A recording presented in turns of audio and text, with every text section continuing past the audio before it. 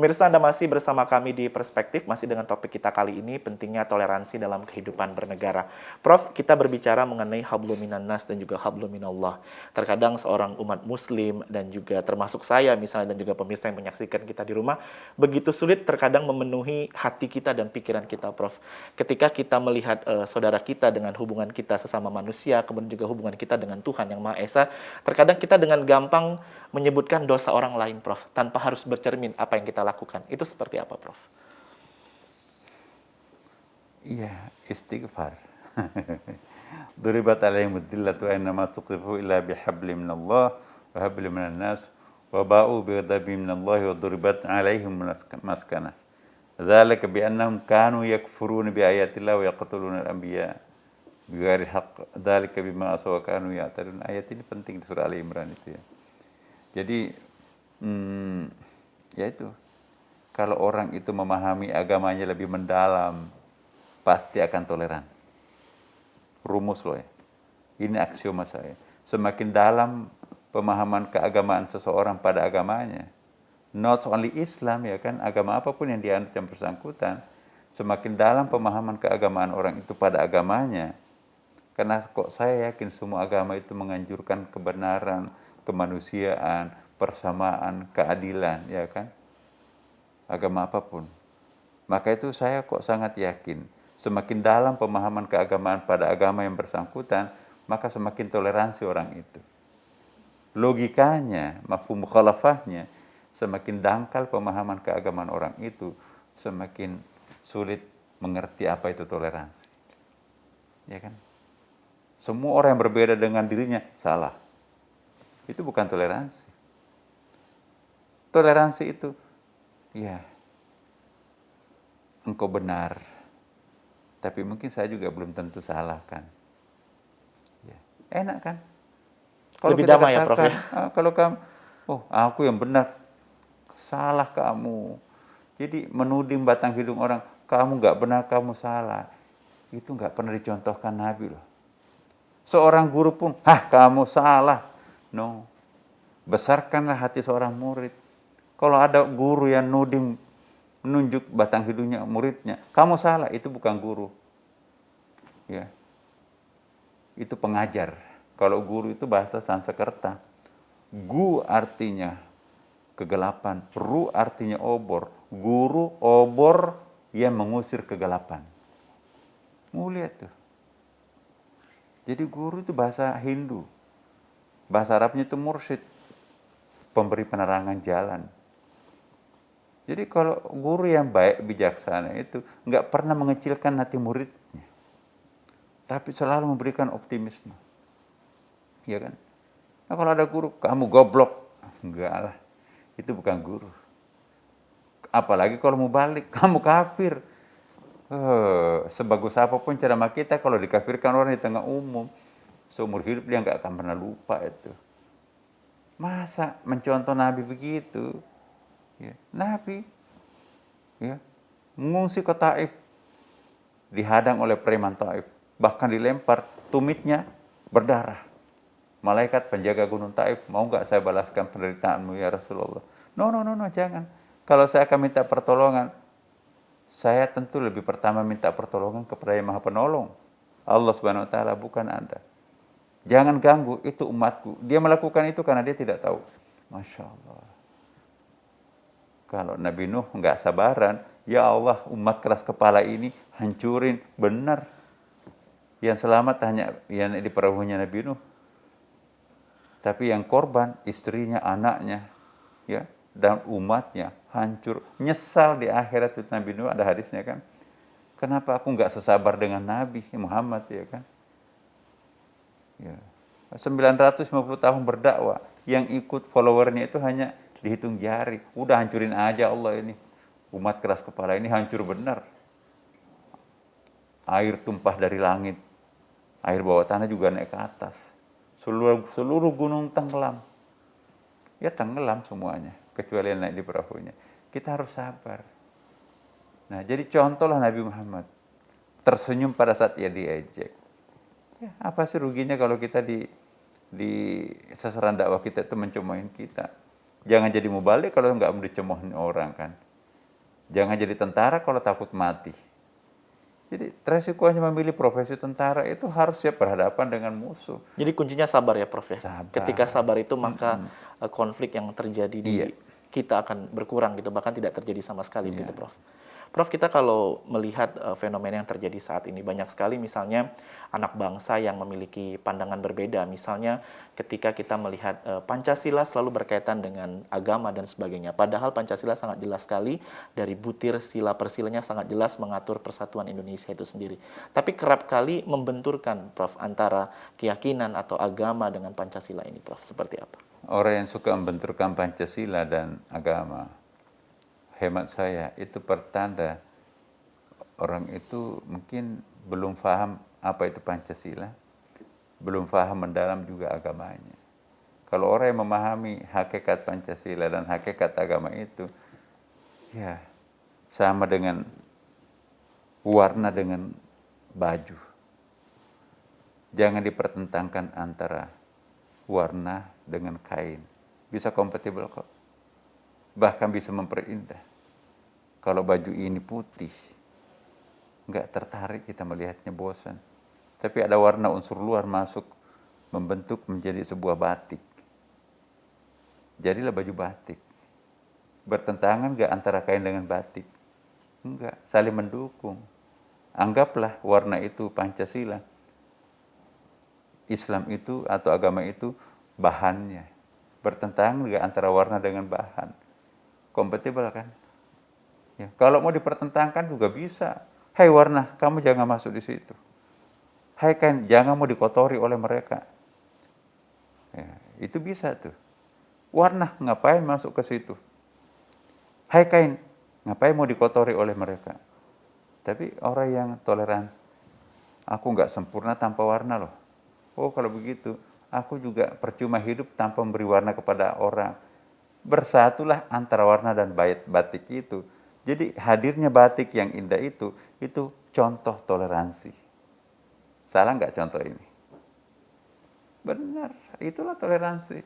Pancasila itu warna, contoh ya. Agama itu bahan. Bertentangan nggak antara warna dan bahan itu? Enggak. Ya kan? Jadi kalau kita mempertentangkan bisa, tapi kalau kita menyatukan juga bisa. Kenapa kita harus mempertentangkan kalau bisa dipersatukan? Itu prinsip manusia tuh. Kalau prinsip mempertentangkan itu prinsip iblis. Islam itu menganjurkan encounters. Apa itu encounters itu? Mencari titik temu, principle of identity. Cara iblis itu principle of negation. Selalu ingin mempertentangkan.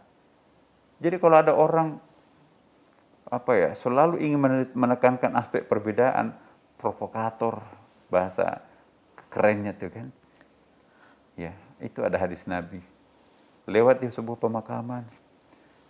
Ya. Mana Rasulullah? Mampir di pemakaman Baqi, sebelah kirinya kuburan Nabi kan. Sebelah kirinya masjid Nabi itu ada Baqi. Loh, kok kenapa Nabi berhenti di sebuah pemakaman? Balik sahabatnya. Ya Rasulullah, kok kenapa di situ ya Rasulullah? Nabi balik. Ini kuburan siapa yang baru ini? Oh iya, warga pemuda di sini. Memang kenapa? Ya, kenapa? Oh, ini disiksa, menjerit kesakitan nih. Kenapa disiksa ya Rasulullah? Tidak bersih ketika ia buang air. Jadi hati-hati loh kalau kita kencing misalnya, tidak bersih, itu disiksa di alam barzahnya, kuburannya. Yang satu lagi, ini siapa? Oh ini lebih parah lagi. Kenapa ya Rasulullah disiksa? Ini provokator. Tidak senang melihat orang bahagia, dan bahagia melihat orang lain tidak senang. Itu provokator kan. Itu disiksa di kuburan, apalagi di neraka nanti kan. Nauzubillah min dzalik. Jadi para pemirsa dimanapun juga berada, saya suka sekali dengan acara yang selalu ditampilkan TVRI ya. Selalu aktual dan selalu ditantang kita untuk menjadikan warga bangsa Indonesia ini lebih Indonesia, kira-kira seperti itu ya. Nah saya kira ini memang ya itulah ciri khasnya TVRI ya. TV kebanggaan kita bahwa mari kita mencari solusi tanpa menimbulkan persoalan baru. Ya, menyelesaikan masalah tanpa masalah. Nah, jadi artinya bahwa memang esensi keberagaman ini harus menjadi prioritas kita semua. Prof melihat beberapa pekan terakhir atau beberapa tahun terakhir fenomena kerap kali muncul. Misalnya seseorang yang memiliki keyakinan tertentu mengomentari keyakinan orang lain, baik itu melalui media sosial ataupun juga media-media lainnya. Apa yang terjadi sebenarnya, Prof? Apakah memang dengan cara-cara metode-metode seperti ini bisa memprovokasi orang lebih banyak lagi dan lebih mudah? Lama-kelamaan orang itu akan ditinggalkan orang.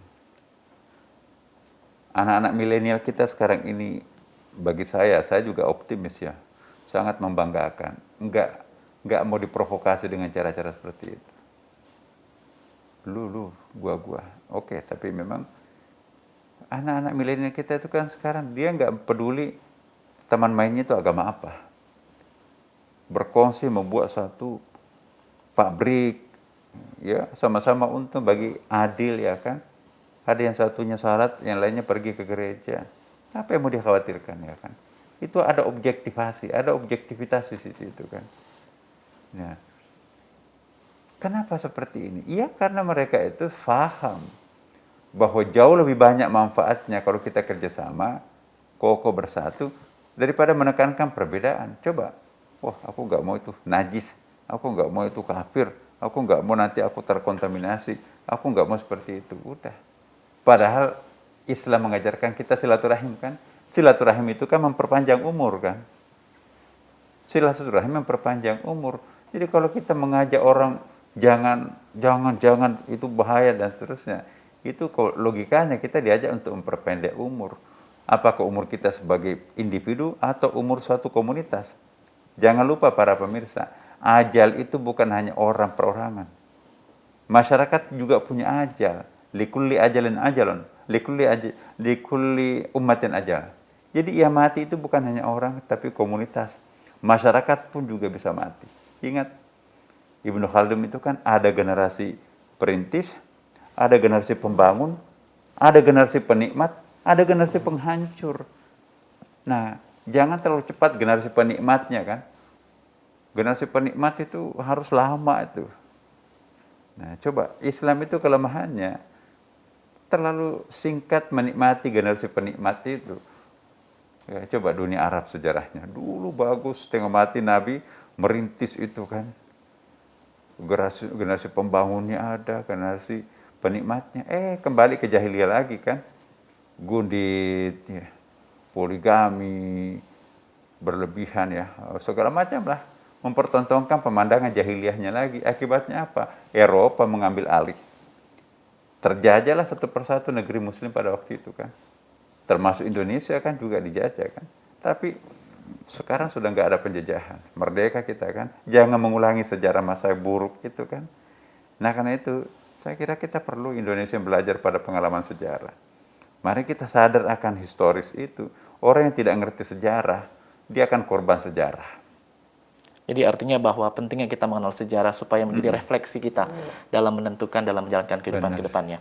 Prof, pesan apa yang akan diberikan kepada pemirsa TVRI mengingat bahwa kita masih dalam situasi pandemi COVID-19 yang kerukunan, kemudian kebersamaan menjadi esensi penting dalam keberagaman dalam negara ini? Pertama, virus corona jangan menjadi penghambat untuk meraih cita-cita besar. Semakin besar sebuah tantangan, itu seharusnya menjadi pemicu bagi kita untuk menjawab tantangan itu ya kan. Apalagi ini bulan suci Ramadan. Optimislah. Saya bukan aliran optimis melulu ya. Kita juga perlu kritis. Tapi rumus-rumus yang dijalankan oleh pemerintah kita sekarang ini, saya bukan orang pemerintah seperti dulu ya, pernah dirjen, pernah wamen. Tapi saya sekarang manusia kampus, objektif lah. Tapi saya juga jujur melihat ya, langkah-langkah pemerintah kita dalam menanggulangi masalah COVID ini juga sudah benar kok. Jangan semua apa yang dilakukan pemerintah salah. Mau jadi apa negeri ini? Jadi kalau bukan dari dirinya pasti salah. Tapi kita juga menjadi objektif mengkritik. Kalau pemerintah kita itu memang melakukan kekeliruan, ada kan penyalurannya melalui DPR, melalui media, melalui tulislah. Jangan marah-marah gitu kan. Jadi artinya dilakukan dengan cara yang bijak gitu ya Prof, dalam memberikan informasi, Benar. kritik maupun masukan yang membangun. Pemerintah kan juga membuka diri untuk dikritik, Pak. Ya kan? Kecuali kalau pemerintah nggak mau dikritik. Ya itulah sebabnya komunis itu kan nggak mau dikritik. Maka itu kita nggak cocok komunisme di Indonesia ini. Karena pemerintahan komunis itu, ya saya nggak usah menyebut negara mana. Coba lihat contohnya banyak ya kan. Ya, berbeda pendapat dengan pimpinan negerinya, wah dimiskinkan, diapain gitu kan. Nah, kalau kita di Indonesia, negara demokrasi kan, saya kira ini negara yang paling islami lah. Jadi negara prinsip demokrasi itu sangat kompatibel dengan Islam. Baik, jadi artinya bahwa kita sangat bersyukur kita hidup di tanah Indonesia, Prof, dengan berbagai macam keragaman, suku, agama yang hidup dengan harmonis. Terima kasih, Prof, pelajaran yang sangat luar biasa di kesempatan kali ini. Mudah-mudahan kita semua, termasuk saya, kita bisa belajar lebih banyak lagi mengenai implementasi toleransi. Amin. Karena kalau kita melihat dari sisi narasi, begitu indah ya, Prof, makna dari toleransi. Namun terkadang pelaksanaannya belum tentu seindah apa yang kita lakukan. Untuk itu, dimulai dari diri kita sendiri, bahwa pemahaman nilai-nilai Pancasila di sila ketiga, Persatuan Indonesia dan Bhinneka Tunggal Ika menjadi dasar kita. Saya Reska Herlambang, terima kasih sekali lagi untuk Prof, Imam Besar Masjid Istiqlal Jakarta, Prof. Nasaruddin Umar, dan terima kasih bagi Anda yang telah bergabung bersama kami. Wassalamualaikum warahmatullahi wabarakatuh. Waalaikumsalam. Terima kasih, Prof. Terima kasih.